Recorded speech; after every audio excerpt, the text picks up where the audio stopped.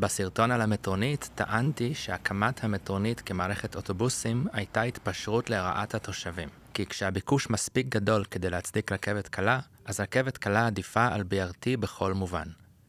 קראתי את כל התגובות, במיוחד את אלה שלא הסכימו איתי, וזה סרטון תגובה לתגובות. אני מבטיח לענות על כל הטיעונים שראיתי בעד BRT, אחד. תכנון תחבורה זה לא המקצוע שלי, וכל הסרטונים שלי הם דעה אישית, וכשאני מדבר בגנות BRT, בואו נשים דברים בפרופורציה, כי הכל יחסי, וכל העדפה של תחבורה ציבורית, לא משנה איך יקראו לה, עדיפה על המצב האבסורדי שבו אוטובוסים עמוסי נוסעים עומדים בפקק עם שאר המכוניות. אז נת"צים הם חובה, אבל לדעתי השימוש במושג BRT עושה נזק, כי הוא גורם לאנשים לחשוב שאוטובוס יכול לספק רמת שירות של תחבורה מסילתית. ובסוף אנחנו מקבלים מוצר נחות, שקשה מאוד למצוא בו איזשהו יתרון, אם על כף המאזניים האחרת מונחת רכבת קלה. כי כמו שמיד אנסה לשכנע אתכם, BRT לא יותר מהיר להקמה, לא יותר הגיוני כלכלית, וגם שאר היתרונות שלו הם לא באמת יתרונות. אנחנו חייבים להתחיל בהקשר. רשת תחבורה ציבורית היא רשת היררכית. בואו ניקח היררכיה של עיר טיפוסית, כמו נגיד ברלין, סידני, סן פרנסיסקו, פראג, רומא ובעתיד תל אביב. בראש הפירמידה נמצא המטרו. מטרו נוסע מהר, והמרחקים בין התחנות שלו גדולים, אז הוא יותר נוח לנסיעות יחסית רחוקות בין אזורים שונים של המטרופולין. הרמה השנייה שמשלימה את המטרו היא טרמים, מה שנקרא בארץ רכבת קלה, כזאת שנוסעת ברחוב ונוחה גם לנסיעות קצרות. השכבה השלישית משלימה את שתי הקודמות, ואלה האוטובוסים שמגיעים בקלות לכל פינה בעיר. אוטובוסים ורכבת קלה הם קצת דומים, כשניהם נוסעים ברחוב, אז איך מחליטים בין אוטובוס לרכבת קלה? יש תשובה שטחית ויש תשובה עמוקה. התשובה השטחית היא כמענה לביקוש. ברגע שציר שנוסעים באוטובוסים מגיע לקצה הקיבולת ומצדיק כלי של 500 איש, זה הזמן לשדרג לרכבת קלה. אבל תשובה יותר עמוקה היא שתכנון עירוני לא נועד רק לענות על ביקוש, אלא ליצור את העיר שאנחנו רוצים לחיות בה. לרכבת קלה יש יתרון שאין לאף כלי תחבורה אחר, וזה ששטח האספלט בעיר קטן, והרחוב נהיה יותר נעים להליכה. ולכן הרבה פעמים בוחרים להעביר רכבת קלה ברחובות שרוצים להחיות, כמו אלנבי בתל אביב, כדי שהוא יהיה גם נגיש וגם נעים. המסילה מאותתת לכולם שהתחבורה הציבורית כאן כדי להישאר. היא מייצרת ודאות ותורמת לרחוב שבו אנשים רוצים לגור, לעבוד ולבלות. אוקיי, אז איפה נכנס BRT לתמונה? הוא אמור להיכנס לרמה השנייה של הרכבת הקלה, ולשמש בצירים שדורשים קיבולת גבוהה יותר מאוטובוס רגיל. רעיון ה-BRT תפס תאוצה בעקבות עיר אחת בברזיל, עם יחסי ציבור מעולים. ואני לא צריך לספר לכם איך הסברה יעילה יכולה לשכנע אנשים במשהו כשהם לא מתעמקים בתמונה המלאה. אז אם נפשית מה-BRT את קליפת יחסי הציבור, מה שנשאר זה אוטובוסים, שנוסעים על נתיב בלעדי. כל תכונה נוספת של BRT היא יחסי ציבור שמתחלקים לשלושה סוגים. או שזה משהו שלא באמת קיים, כמו דגם עם איזה עיצוב מיוחד שנראה כמו רכבת, והוא איכשהו אמור להיות טוב יותר מאוטובוסים מפרקיים חשמליים שכבר קיימים בארץ ועושים עבודה מצוינת. או שזה משהו שהוא לא באמת טוב, כמו התחנות הקלוסטרופוביות האלה באמצע אוטוסטרדה באותה עיר בברזיל. או שזה משהו שלא צריך בשבילו BRT, כי אם רוצים אפשר להשיג אותו עם קו אוטובוס רגיל, כמו תדירות גבוהה, ניהול מרווחים לאורך המסלול, עלייה מכל הדלתות ותחנות נגישות. אז אם מקלפים את יחסי הציבור, הדברים היחידים שמבדילים בין BRT, כמו המטרונית, לבין כל קו אוטובוס אחר בארץ, זה הנתיב הבלעדי והקדימות ברמזורים. דרך אגב, שימו לב למשהו משותף לשני הדברים האלה. נתיב בלעדי בתוך העיר תמיד בא על חשבון נתיב רכב פרטי, וקדימות ברמזורים תמיד בא על חשבון זמן רמזור של רכב פרטי. תכף תבינו למה אני מציין את זה, זה יהיה חשוב להמשך. ועכשיו אתייחס לטענות. הטיעון הנפוץ ביותר בעד BRT הוא שבונים אותו מהר. הטיעון הולך ככה. בזמן שלוקח להקים קו רכבת קלה אחד, אפשר לרשת את העיר בהמון מסלולי אוטובוסים בלעדיים. אבל האם זה נכון? לא, זאת פשוט לא המציאות. אולי בניגוד לאינטואיציה, סלילת נתיבי תחבורה ציבורית ברמת שירות של BRT, כלומר בהפרדה מלאה, לא לוקחת פחות זמן מהקמת רכבת קלה. היא לוקחת בערך את אותו זמן. הנה כמה דוגמאות. הקו האדום בגוש דן לקח 6 שנים, מהריסת גשר מעריב ועד תחילת נסיעות המבחן, ועוד 2 של עיכובים בגלל תקלות. גם הקו האדום בירושלים לקח 6 שנים, מתחילת הקמת גשר המיתרים ועד הפתיחה. וכמה זמן לקח להקים את המטרונית? 6 שנים, ובסופן עדיין נשארו קטעים חסרים. וזה עוד טוב. תוכנית מהיר לעיר, שהייתה אמורה לרשת את גוש דן בנתיבי אוטובוסים, נסללת כל כך לאט, שכל מה שיש אחרי כמעט עשור, זה כמה קטעים קצרים ולא מחוברים בכל מיני ערים, שרבים מהם בכלל לא נאכפים כנת"צ. והרי זה היה אמור להיות החלום הרטוב.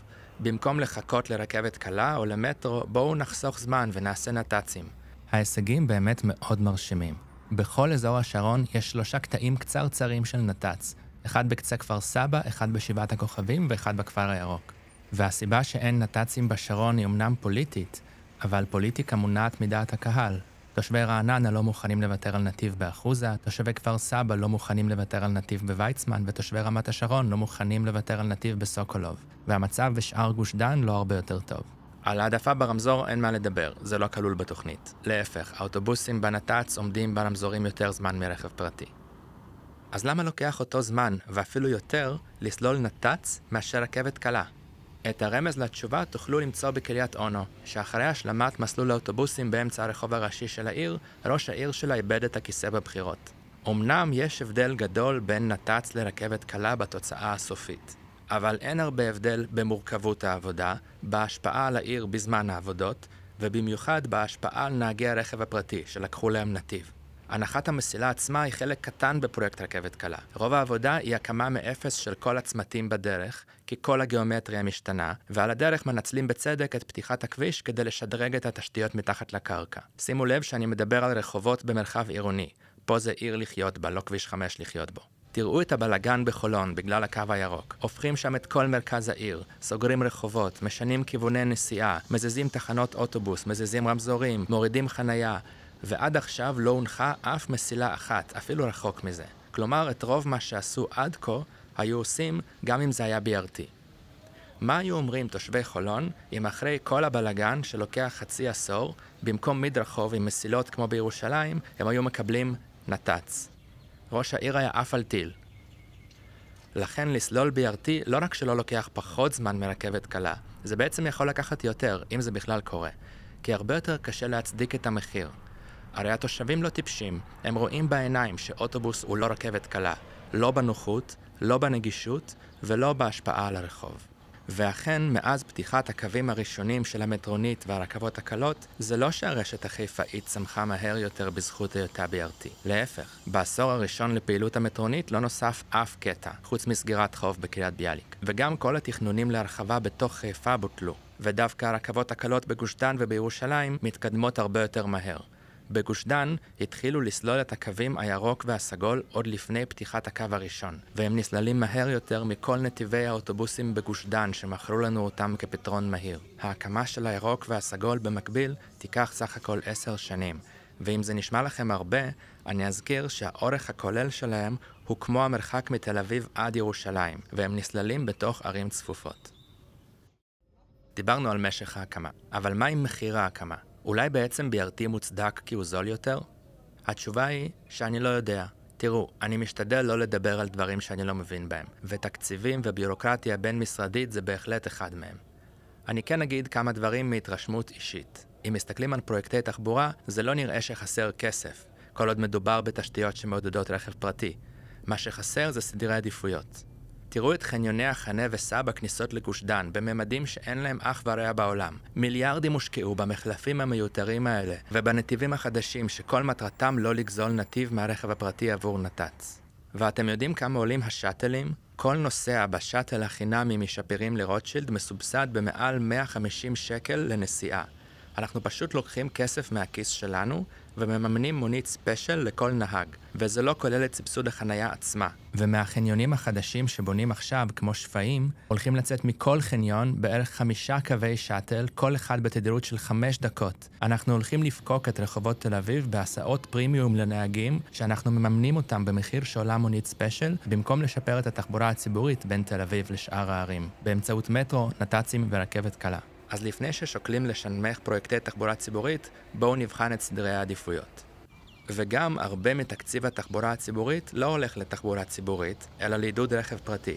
כחלק מהקו הירוק, בחולון הוקמו מחלפים לרכב פרטי, וגם כחלק מהקו הכחול בירושלים מוקמים מחלפים בדרך חברון ובעוד מקומות. אז אולי נשתמש בתקציבי תחבורה ציבורית רק כדי לשפר תחבורה ציבורית, ואז יהיה פחות יקר?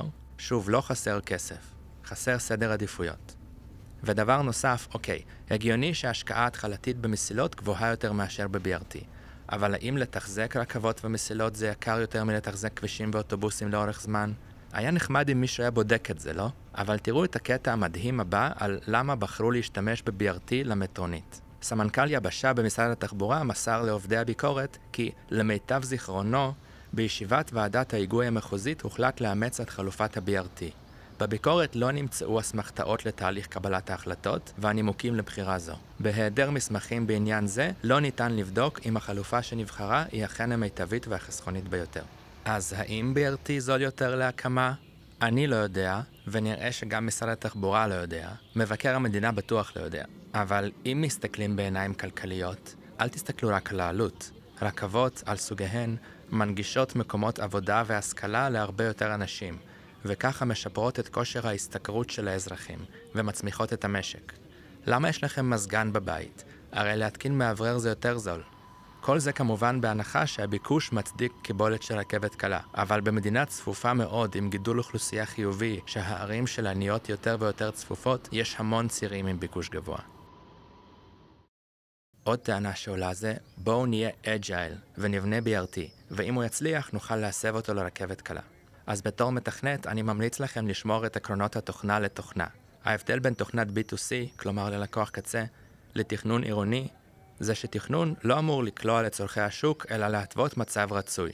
וסלילת מסילות מעודדת תכנון עירוני קומפקטי ופחות תלוי רכב. אז אין פה מה לבחון, צריך לעשות. חוץ מזה כבר ראינו שרוב העבודה היא לא הנחת המסילות, אז ההצעה הזאת לא חוסכת, אלא מבזבזת זמן, כי גם אם יחליטו להסב את המטרונית לרכבת קלה, צריך לפתוח שוב את כל הכבישים, וזה ישבית את הקו לעוד כמה שנים. אז אם אנחנו כבר יודעים שהקיבולת תצדיק רכבת קלה, למה לא פשוט להקים אותה? הטענה הבאה, כביכול בעד BRT, היא גמישות. על פי הטענה הזאת, מסילה זה דבר קשיח מדי, ומסלולי אוטובוסים מאפשרים יותר גמישות אם בעתיד יהיה צורך לשנות את המסלול. אבל זה לא דבר טוב. תכנון עירוני חייב להתבסס על ההנחה שהתחבורה הציבורית תמיד תהיה שם. הקביעות הזאת מאפשרת פיתוח מוטה תחבורה ציבורית, לדוגמה בנייה לגובה, הקמת מוסדות ציבור סביב התחנות, יצירת מרחב הליכתי והורדת תקני חניה. האמון בתחבורה הציבורית מאפשר לאנשים לבנות חיים בלי תלות ברכב, למצוא דירה ועבודה בקרבת תחנות ולוותר על הרכב השני. מסילה קבועה שרואים בעיניים היא זרז לתכנון. עוד לא ראיתי התחדשות עירונית שזורזה על ידי אובר. אוקיי, אז אולי מסילה זה טוב לפיתוח עירוני, אבל מה עם תקלות זמניות? הרי כל תקלה ברכבת הקלה משביתה חלק גדול מהקו. זה נכון, אבל הפתרון הוא לא לבנות פחות רכבות קלות, אלא יותר רכבות קלות.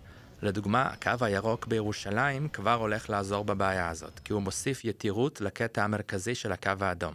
ויותר קווים זה גם אומר יותר מרכזי תחזוקת רכבות, או בעברית דפו. הנה, כבר בסגירה הנוכחית, החלק המערבי של הקו האדום מופעל מהדפו של הקו הירוק בקריית הממשלה.